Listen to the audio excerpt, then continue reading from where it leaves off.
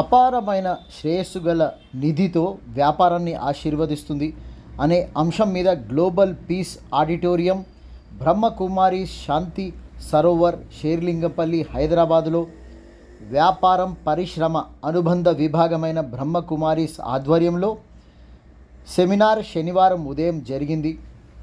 ఈ కార్యక్రమానికి మాజీ మంత్రి శ్రీకృష్ణ యాదవ్, అంబర్పేట నియోజకవర్గ బీజేపీ ఇన్ఛార్జి ముఖ్య అతిథిగా హాజరై జ్యోతి ప్రజ్వలనతో కార్యక్రమాన్ని ప్రారంభించడం జరిగింది.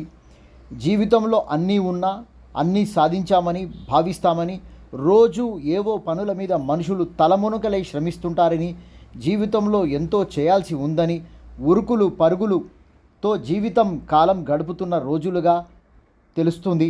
జీవనం యాంత్రికంగా మారిపోయిందని ప్రస్తుతం సమాజంలో నొలికని ఉంది.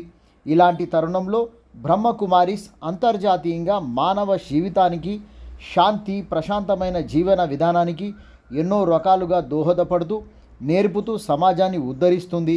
ప్రపంచవ్యాప్తంగా అన్ని దేశాలలో బ్రహ్మకుమారి సంస్థ మానసిక వికాసానికి, శాంతియుత జీవన విధానానికి యోగా, ధ్యానం నేర్పుతూ మానసిక ఉల్లాసంతో పాటు యాంత్రిక జీవనంలో కాదు, మానవులు జీవించాల్సింది భగవంతుని ధ్యానంలో కనీస సమయం కేటాయించి ఉన్నత శిఖరాలకు చేరుకునే మార్గాలను ప్రయోగాత్మకంగా తెలుపుతూ చైతన్యం మానవుల్లో తీసుకువస్తుంది బ్రహ్మకుమారి సంస్థ అని కృష్ణయాదవ్ అన్నారు.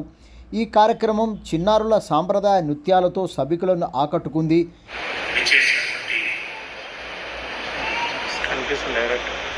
అతిథులందరికీ నా యొక్క నమస్కారాలు.